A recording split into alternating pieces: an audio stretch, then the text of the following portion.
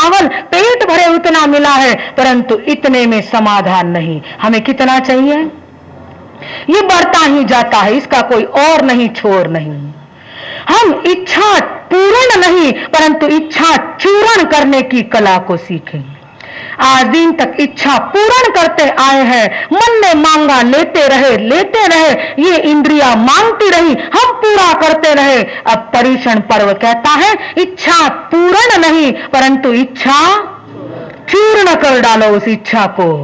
कुछ भी मन में बचे नहीं तो ही आपका जीवन निवृत्तिमय बन सकता है। कमाओगे धन बंधुओं, परंतु वह धन शाश्वत नहीं होगा। थोड़ा समय प्रवृत्ति से दूर होकर निवृत्ति के लिए निकाल दो।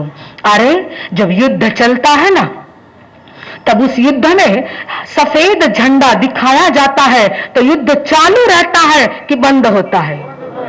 बोलो पटकन, बंद होता है। और भोजन करने के लिए बैठे हैं, रोटी सब्जी मिठाई फरसाण सब कुछ खा लिया, और आखिर में क्या खाते हो? चावल का रंग कैसा होता है? हाँ, चावल आ गए थाली में तो समझ लेना कि अब भोजन पूर्ण होने की ओर है। बराबर है ना? कितनी बातें हमारे सामने आती हैं, वैसे ही ये सफेद हो जाए तो समझ लेना हमें निवृत्त होना है।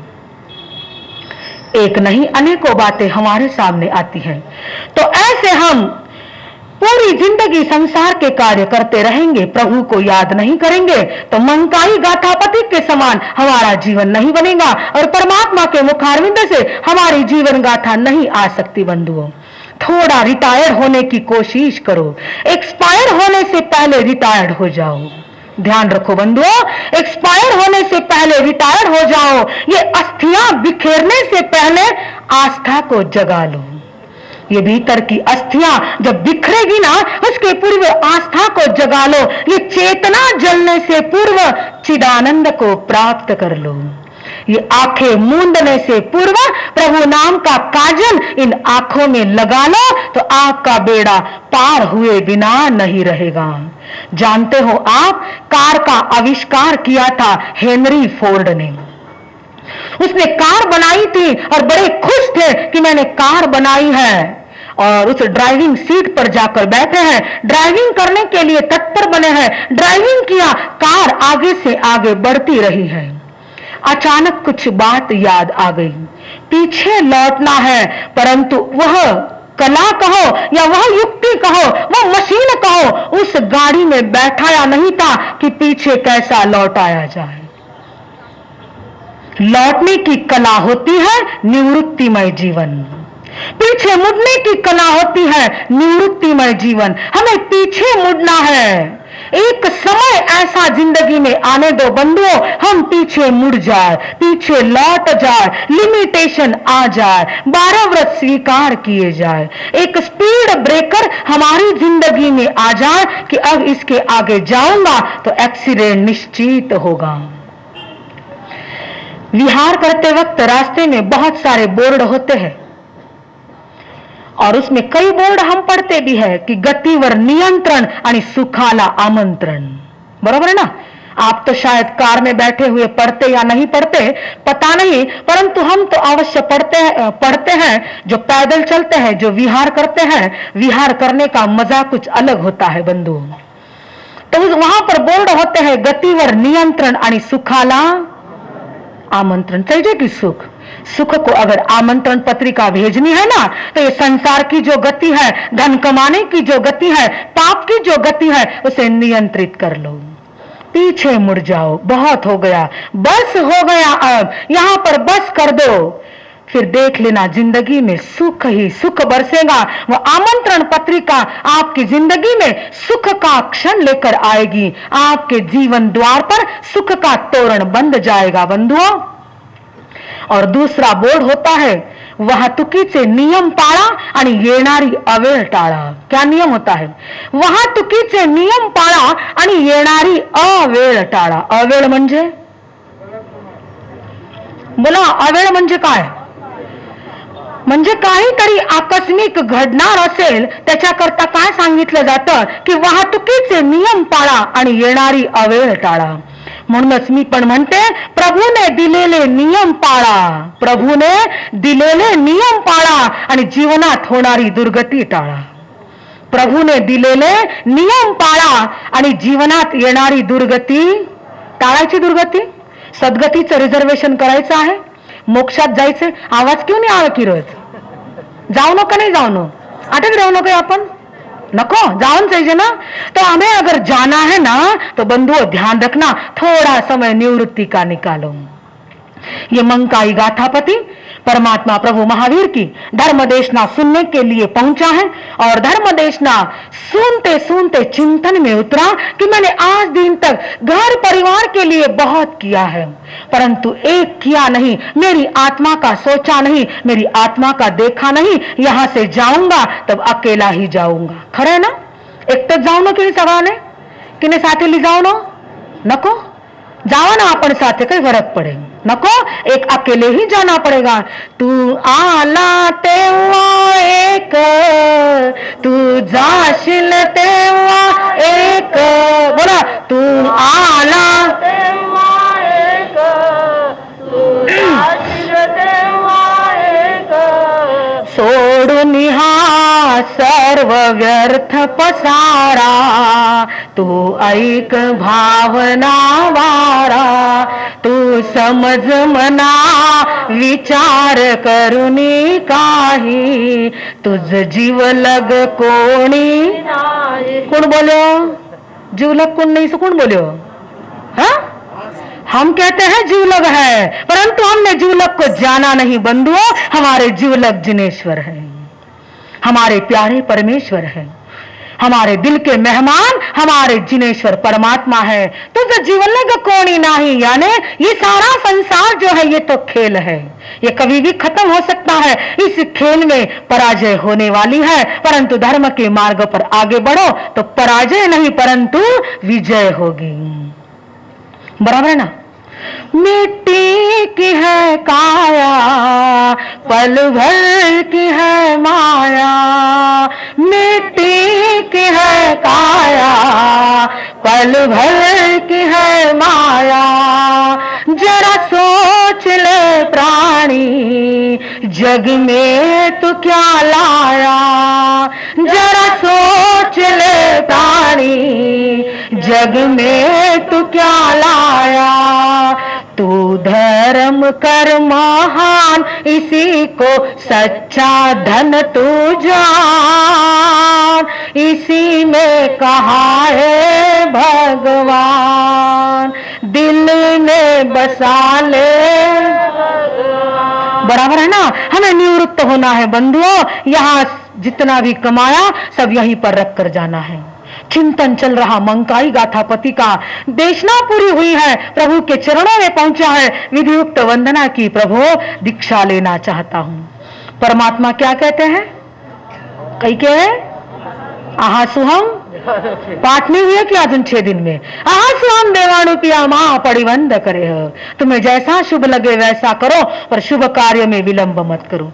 मंकाई गाथापति घर पर पहुंचा है, ध्यान लगाकर सुनना. हमारी माता है, हमारे बंधु घर पहुंचा है और सारा घर का कारोबार बड़े पुत्र को सौंपा है. किसको सौंपा है? आणि महाकाई करा, जीवन रा शेवट रा क्षणतई, पण चाव्या कटे रखा. कटे रखो, बोलो पटकन. कंबर ने. बराबर है? अरे एक आपकी बहू मां बन जाए तो उसके हाथ में चाबियां सौंप दो, वो और उसका संसार. आपका बेटा जब पिता बन जाए तब आप दुकान का सारा कारोबार किसे सौंपना? किने दोनों?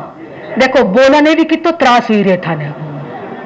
बेटे को सौंपना नहीं. बाप जी कहीं समझे, कहीं आप बारी उम्र है, हिसाब पैसा खर्च करे, कितो पसीनो बहाए, जरा कटे कमाए. परंतु ऐसा अगर आप सोचते ही रहोगे तो उसी संसार में उलझ जाओगे. बंधुओं, निवृत्त हो जाओ. बेटा और बेटे का संसार कुछ भी करे, आपने कमा लिया और आप अलग हो जाओ. अलग बनोगे नहीं तब तक प्रवृत्ति में ही लगे रहोगे, और प्रवृत्ति में लगे रहोगे तो फिर परमात्मा मिलने वाले नहीं है। तो हमें प्रवृत्ति से दूर होना है। चाबियां सौंप दो बहुओं को। कई करा बाप जी कड़े देवा ना हाथ में, इतो तो नुकसान करे, दूध इतो, घी इतो, तेल इतो वापरे, कितो नुकसान है। देख देख ने जीव बड़े बाप जी, जीव बाणे कई करेला कर्म बंध वे बिना काम का, क्योंकि ये सब देखोगे तो आर्त ध्यान होगा, बराबर है ना। इतो करे बाप जी, कितो थोड़ा में करम चीजें, आज कितनी महंगाई है, अरे क्या करना है, छोड़ दो उसके भरोसे, वो और उसका पति कुछ भी करे, आप थोड़ा अलग हो जाओ। अलग होने की कला मंकाई गाथापति आपके सामने रखता है। बंधुओं, बड़े पुत्र को कारोबार सौंपा है और कह दिया कि मैं दीक्षा लेना चाहता हूं। कारोबार सारा सौंप दिया, मन से सब कुछ निकाल दिया है, मन में भी दुकान नहीं है, व्यापार नहीं, कारोबार नहीं, और दीक्षा की आज्ञा अपने बड़े पुत्र से लेकर ये मंकाई गाथापति प्रभु महावीर के चरणों में पहुंच गया है। और चरणों में पहुंचने के बाद परमात्मा प्रभु महावीर से विनती करता है कि दीक्षा का मंत्र सुना दो।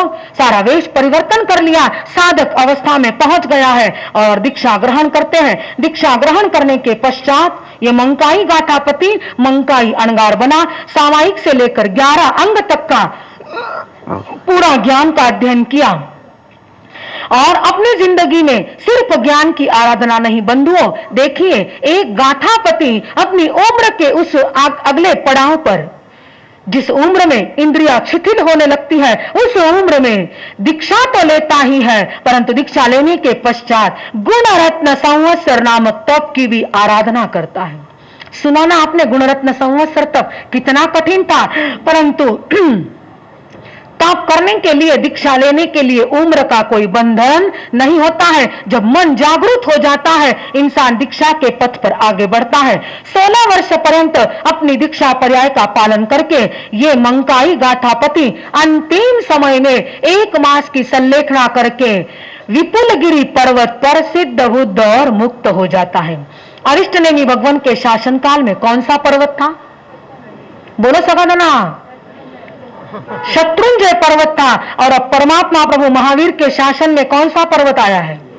विपुलगिरी। ध्यान लगाएं, सुनो, प्रणव दर्शना जी घना भारी प्रश्न पूछिला। विपुलगिरी पर्वत पर ये आत्मा सिद्ध हो जाती है।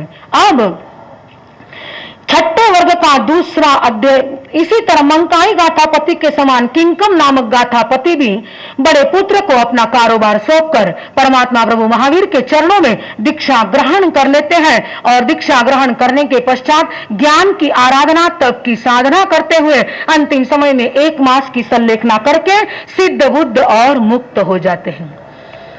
बंधुओं, अब आने वाला अगला अध्ययन बड़ा रसीला है। बंधुओं, बहुत सुंदर और बहुत भावपूर्ण है। एक एक शब्द सुनते सुनते रोंगटे खड़े होते हैं। बंधुओं, इस प्रकार का वर्णन और इस प्रकार का कथानक इस अध्ययन में आता है। अंधकार चाहे जितना भी घना क्यों न हो, परंतु एक ही प्रकाश की किरण, एक ही सूरज की किरण पर्याप्त होती है अंधकार को तोड़ने के लिए। कांच के टुकड़ों के बीच पड़ा हुआ हीरा अपने मूल्य को खोता नहीं है। कितने भी कांच का ढेर लगा हो, परंतु उसके बीच में रहा हुआ हीरा जो होता है वह उन्हीं कांच के टुकड़ों में भी अलग नजर आता है। कचरे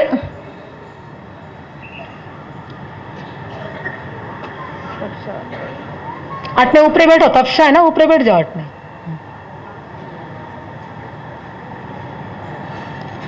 कचरा कितना भी हो, परंतु उस कचरे के ढेर को जलाने के लिए एक चिंगारी पर्याप्त होती है। बंधुओं, एक चिंगारी लगा दी, सारा कचरे का ढेर जलकर खत्म होता है। बस उसी तरह ही अगर आत्मा जागृत हो जाए तो भीतर में कितने भी पाप कर्मों का बंधन हुआ हो, कितना भी अज्ञान का अंधेरा छाया हो, परंतु आत्मा का बहुमूल्य हीरा जो होता है ना, वो अपनी चमक को प्राप्त करके ही रहता है। उन कर्मों के कचरे को दूर करने के लिए साधना की, ज्ञान की, समझ की अग्नि बहुत पर्याप्त होती है। ये तीसरा अध्ययन हमारे सामने आ रहा है। नगरी वही है राजगृह की। उस नगरी में गुणशील नामक उद्यान है और उस राजगृह नगरी में श्रेणिक राजा, उनकी चेलना नाम की रानी है। राजा और रानी के नाम भी याद रखो बंधुओं। और उस श्रेणिक राजा के शासनकाल में जैसे अनेक प्रकार के, अनेक जाति के, अनेक धर्म के लोग रहते थे, उन्हीं के बीच में एक अर्जुन नामक माली, वह भी अपनी पत्नी के साथ, अपने परिवार के साथ रहता था। ये माली था, इस कारण उसकी बहुत सुंदर ऐसी बगिया थी। उस बगिया में सुबह जाना, फूल चुन कर लाना, और फूल चुन कर लाने के पश्चात अपने पितामह की परंपरा से जो चला आ रहा है मुदगर पानी, ऐसा जो मंदिर था, जो यक्षायतन था, उस मुदगर पानी यक्ष की प्रतिमा के सन्मुख जाना, वहां उसकी पूजा अर्चना करना, और पूजा अर्चना करने के पश्चात अपने कार्य को लग जाना, ऐसा इसका नियम था। वह मुदगर पानी यक्ष की प्रतिमा बड़ी प्राचीन थी, और उसके हाथ में एक मुदगर था, जिसे आज की भाषा में गदा कहते हैं। क्या कहते हैं? हनुमान के हाथ में क्या रहती थी? गदा। शास्त्र में शब्द आया मुदगर पानी, उसके हाथ में ऐसा मुदगर रहता था जिसका वजन 1000 पल का था। कितना था? 1000 पल, यानी वर्तमान में 58 किलो का। कितना? 58 किलो। इतना वजनदार वह मुदगर उस प्रतिमा के हाथ में था। यह अर्जुन का नियम था और उसकी पत्नी बंधुमती का नियम था। रोज सुबह पुष्प वाटिका में जाना, फूल चुन कर लाना, उस प्रतिमा के सन्मुख जाना, पूजा अर्चना करना, और फिर अपने फूल बेचने के लिए नगरी में निकल पड़ना। उसी राजगृह नगरी में, जैसे कि मैंने पहले ही कहा कि हर प्रकार के लोग रहते हैं। उन लोगों में कोई अच्छे भी होते हैं, कोई बुरे भी होते हैं। कोई इंसान के रूप में शैतान भी होते हैं, कोई भगवान भी होते हैं। कोई प्रभुता का रूप लिए हुए रहते हैं, कोई पशुता का रूप लिए हुए भी रहते हैं। और उसी नगरी में एक ऐसी मित्र मंडली थी बंधुओं, जिसका नाम था ललित मित्र मंडली। इस मित्र मंडली का एक ही काम था कि जो भी रास्ते से आने जाने वाले रहते थे, उन्हें छेड़ना, उनकी मजाक करना, उनकी मस्करी करना, उन्हें परेशान करना, विविध चेष्टाओं से, विविध हाव भाव से उन्हें परेशान करना, ये उनका नियम बन चुका था। और ऐसी ये ललित मंडली, पांचों मित्रों की, इसे उदंड मंडली भी कहा जाता था। और सारे नगर के लोग परेशान भी थे। कोई लड़कियां आती जाती, कोई लड़के आते जाते, कोई बुजुर्ग आते जाते उस रास्ते से, तो उनकी मजाक करने के लिए ये ललित मंडली तत्पर ही बनी रहती थी। दिन पर दिन गुजर जाते हैं, और एक दिन ये पांचों ही मित्र अपने आपस में विचार विमर्श करते हैं कि हम तो बहुतों को छेड़ते रहे, परेशान करते रहे, अब एक मौका ऐसा लिया जाए कि ये जो अर्जुन माली और ये जो बंधुमती है ना, इन्हें छेड़ा जाए। देखिए बंधुओं, खराब काम करने की भावना जब भीतर में आती है तो इंसान बहुत जल्दी पूरी भी कर लेता है। बुरी बातों को सीखने के लिए कहीं जाना नहीं पड़ता है, परंतु अच्छी बातों को सीखने के लिए जाना पड़ता कि नहीं जाना पड़ता? कितने ही क्लास लगाने पड़ते हैं। अरे दुर्जन बनने की कोई क्लास नहीं होती है, परंतु सज्जन बनने के लिए क्लास ज्वाइन करनी पड़ती है। ये तो संसार का नियम ही है।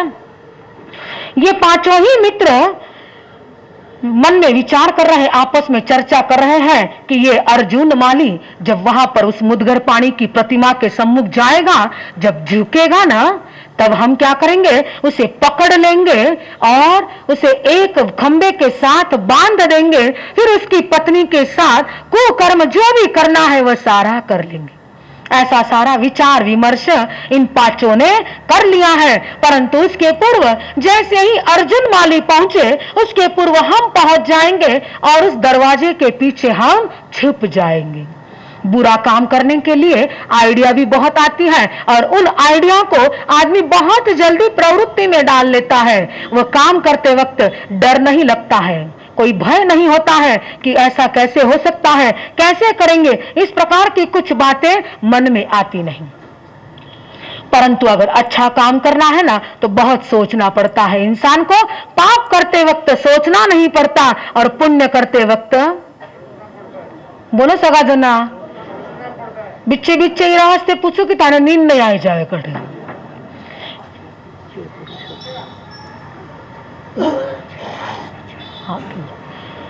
ये ललित मंडली, इन्होंने जो एक निर्णय कर लिया था, जो विचार विमर्श कर लिया था, ये 6 मित्रों की ललित मंडली जो थी ना, इन 6 मित्रों ने आपस में विचार विमर्श करने के पश्चात दिन तय कर लिया और अर्जुन माली बगिया में से, उस पुष्प उद्यान में से पुष्पों को चुन चुन कर अपनी टोकरी में डालकर और निकल पड़ा है अपनी पत्नी के साथ उस मुद्गर पाणी यक्ष की प्रतिमा के सन्मुख पूजा अर्चा करने के लिए, नमस्कार करने के लिए पहुंचा है, जा रहा है।